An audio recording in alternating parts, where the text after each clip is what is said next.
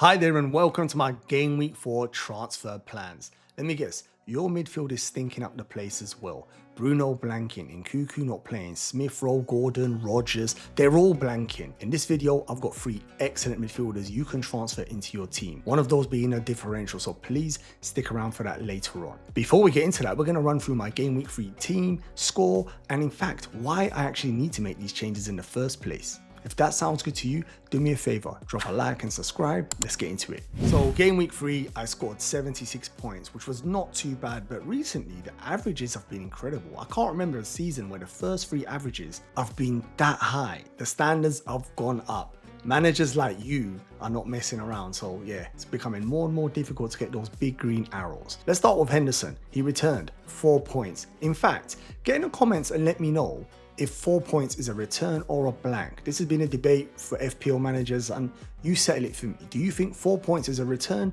or do you class that as a blank? I'm going to take it as a return because I'm so desperate for goalkeeper points. Henderson had a really good game. He really kept Crystal Palace in this. He made some excellent saves. So 4 points, we will take it. Next up is Trent. He has been outstanding this season and he's returned every game week. If I'm honest with you, I feel like we've been cheated and very unlucky because he should have 2 assists at minimum. And in fact, he scored in game week 3, but Salah was marginally offside and interrupted play. That's a painful one to take. We're so close to a mega haul. If you don't own him, just get him into your team so you can sleep easy. Robertson is my favorite 4.5 million defender. Very attacking, playing very well. I know Fulham are conceding, but he's been there with the assists and he got us 4 points. Again, that's a return for me. Conso with a 2-pointer. I was expecting Aston Villa to keep a clean sheet, but then again, when you look through the fixture results for game week 3, there was only 1 clean sheet and that was Liverpool. Moving on to midfield, Jota. Liverpool won so comfortably, there was so much attacking play. To see Jota only come with a 3, that's a blank and it was a painful one. And he got taken off a little bit early. Slot has been doing that this season. He's been protecting his players. Trent come off early, Jota's been coming off early. This time even DIAZ, after scoring 2 goals, he come off early. So I'm not sure if this is going to continue or we get a theme, a pattern in play once Champions League starts and we start seeing more players get more minutes in Europe and some players get more minutes in the Prem. So we'll keep an eye on that. Bruno Fernandes, my goodness, 3 game weeks in and not 1 return. He's gone down in price. This guy is killing me. Every time I watch him in international break, he can't stop scoring for Portugal, literally breaking records. Painful one this. Smith Rowe with a 2-pointer. It's not going well, as you can see in my midfield. Hence why the midfield transfers I'll be doing later have to be done. They've got to be done. And last in my midfield is Anthony Gordon.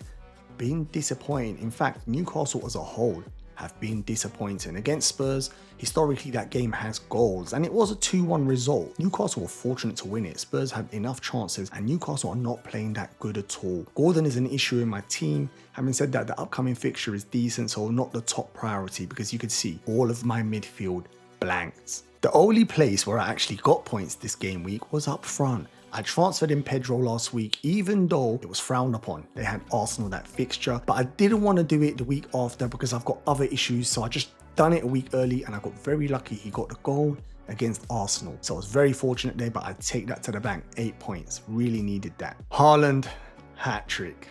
It feels like every week I come on this video, Haaland's captain, Haaland hat trick. Back-to-back hat tricks. Outrageous. He's making a mockery of the Premier League. He just can't stop scoring. Very difficult to go in a game week where you don't captain him. Fair play to the non-Haaland owners who are still keeping pace with the Haaland managers. And last in my team is Isak. Again, like I said with Anthony, Newcastle not playing that well. The difference is here, Isak stole the winning goal, which gave him the bonus points too. So that was a lovely result for me FPL wise. My bench is grim. Another reason I need to make changes. I cannot go into this game week with this bench. Have a look. Matthews, he doesn't even play, so forget him. Then we got Nkuku, 1-pointer. He came on again. This is not looking good. Harwood, 0-pointer, and Hall, 1-pointer. Looks like he's lost his place to Kelly. So as you can see, there's issues in my team. I think the top priority, I think you'd all agree. If you don't, get in the comments and let me know. But I think the top priority is Nkuku. I know you're smiling because most of you have all sold him. Good, sensible managers. Where me, I had so many other issues. I had Solanke, I had Kwanzaa, there's just so many issues I've had to deal with them. But this game week, it's his turn. I'd love to get rid of Bruno or potentially even Gordon, but for now, they're not going nowhere because Nkuku is the priority. Now, the first transfer I'm considering to chop Nkuku out and bring in Eza. Now, this player, a lot of people started the season with him, and in fact, they got frustrated after game week 2 and started selling it. That's why his price is 6.9. For me, this is even more enticing, and let me tell you why. When you look at his statistics from game week 3, he got the goal, got 10 points, got the bonus points, had 3 shots. 3 shots being a key stat. Remember that, we're going to come back to that in a bit more detail. His XG was 0.19 and XA 0.06. Nothing too special. The fixtures are gorgeous. Look at his next 2 fixtures. Leicester at home, Manchester United at home. At Selhurst Park. Do you know that ground, when it gets going, if they ever get an early goal and the fans are behind them, you're so close to the pitch, atmosphere is unreal. I went there quite a lot last season and you get to see some good football and the fans are just incredible. These are going to be difficult games for Leicester and Man United and I'm expecting attacking returns. His predicted points is 6.06 and 5.04. That's telling you he's predicted to score or get an attacking return in both games. And I actually agree with that, hence why he's my top transfer. Those predicted points are taken from Fantasy Football Scout members area. It's incredible. If you haven't used it, definitely give it a go. You get all the comparison tools, fixture tickers, every stat available for FPL. So just once you start playing around with it, you get addicted. You don't even want to log off. If you are interested, I've got an affiliate link in my description. Definitely click on that. And this season, I should say, I'm a Scout Pro Pundit. I produce videos with Praz, who's an elite FPL manager. We do deadline dilemmas. It comes on Thursday or Friday mornings. Definitely check that out. Now back to Eza. I was telling you why he's top of my transfer list to replace Nkuku.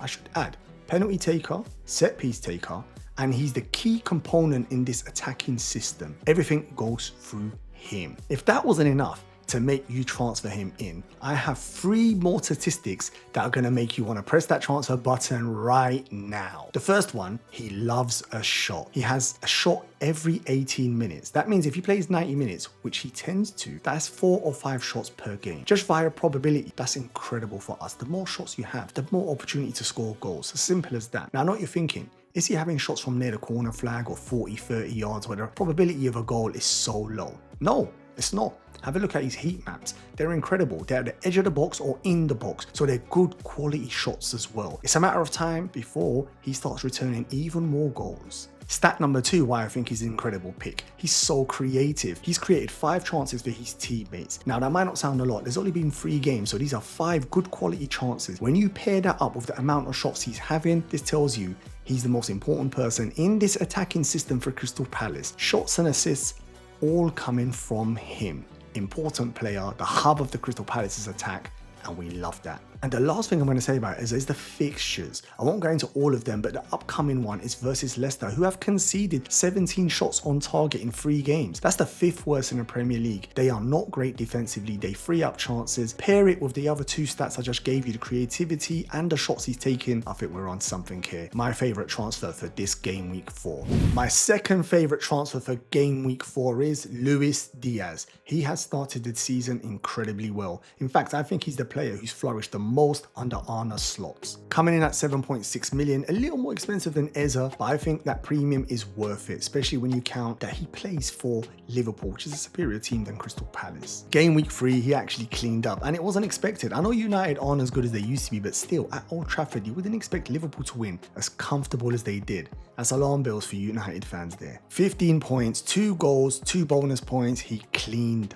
up. His XG was 0.60 and his XA was 0.01. Now you're thinking, we've missed the boat. He got those points. We're not going to get them this game week. I don't think we've missed the boat. The fixtures are gorgeous. Liverpool still have great fixtures. Nottingham Forest at home, Bournemouth at home. 2 home fixtures. Liverpool at Anfield are incredibly strong. His predicted points are 4.66 and 4.44. This tells me he's expected to get an attacking return per game, and I would agree with that. Luis Diaz is in form, scoring for Liverpool, playing really well, scoring for Colombia as well. So even on international duty, he's carried across that form. Hopefully he brings that form back from international football and straight back into the Nottingham Forest and Bournemouth fixtures. If you're still not convinced, here's 3 more stats for you which make me want this guy in my team ASAP. Now again, he loves a shot. Taking a shot every 27 minutes, that's an incredible ratio, especially for a wide player. Tells me if he does play 90 minutes, you're looking 3 to 4 shots, which is very good. And they're good quality shots. If you look at his positions of where he's coming in, I think Slot's made a change where he's got permission to come into the box. You saw the goal against Manchester United. It was a 1-touch. Salah squared the ball. he was on a penalty spot. That's a perfect position for your FPL winger. Creativity being the second reason why I think he's a great transfer. He's already created 7 chances in 3 games, and these are good quality chances. Tells you creativity and shot ratio both there again. Now you can see why I keep highlighting this. This is a perfect combination for our attacking FPL players. It's multiple ways to points. And the last stat I'm going to give you is Liverpool's attacking threat. They're creating chances at an incredible ratio. Basically, every 6 minutes they create a chance. Do you know how good that is? Very few teams in the Premier League can compete with a ratio like that. In fact, trying to defend against that, you're not going to be able to sustain it. It's just bombardment of attack, sustained attacks. Slot has hit the ground running. He's got a combination, a bit of pep, keep ball and control in midfield and knowing when to slow it down, but not scared to use Klopp's high energy, bypass the midfield. This is another reason why Liverpool's chance creation is so high. They've got the variation now. In fact, they could turn out to be even more dangerous in attacking situations than they were under Klopp. So what do you think of my second proposed transfer? Do you prefer him over Eza? Get in the comments and let me know. If you are enjoying the content, do me a favor, drop a like and subscribe. Now the last transfer I'm proposing for game week 4 is a left field one. So hear me out here, and it's MADUEKE. Why am I proposing him? Chelsea are a random team. I'm already getting rid of Nkunku. Why would I want another Chelsea attacker? Well, here's why. He's 6.6 million. He's coming to the team in game week 2, got a hat-trick, played a good game in game week 3 against Crystal Palace, was very unlucky, had 3 shots. I know the outcomes look bleak. He blanked, no goals, no assists, no bonus points. But at times you got to look past that and look at how he performed, and he performed really well. It was only due to Henderson who stopped him getting attack in return. I mean, his XG was 0.59, which is actually a higher XG than the previous game where he scored a hat-trick, and it's just like DIAZ's XG where Diaz scored 2. So you know, at football it tells you he was very unlucky. Next fixtures are lovely. Bournemouth away, West Ham away, we'll take those, and they continue. He's got 4 good fixtures that keep you going right into the international break. Predicted points 3.77 and 3.69. I think he'll surpass those if you include both games. I did say this is a left field pick. It's not like Eza and Diaz where you're much more comfortable. This one here is if you're willing to take a bit of a risk and be different. When you look at his shot ratio, he's as good as the other 2 I've just said. Having a shot every 19 minutes. This is perfect and music to my ears. So he's there, he's involved in all of Chelsea's attacking play. Fixtures,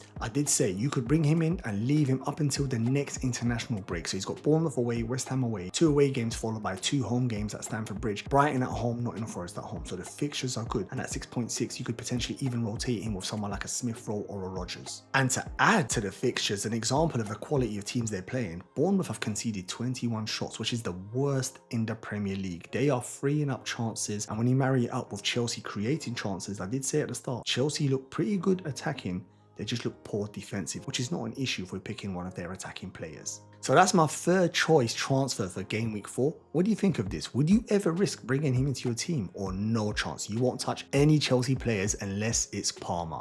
I hope you enjoyed the video, but more importantly, I hope you found the video useful. Get in the comments and let me know who you're bringing in. Have you already made the transfer?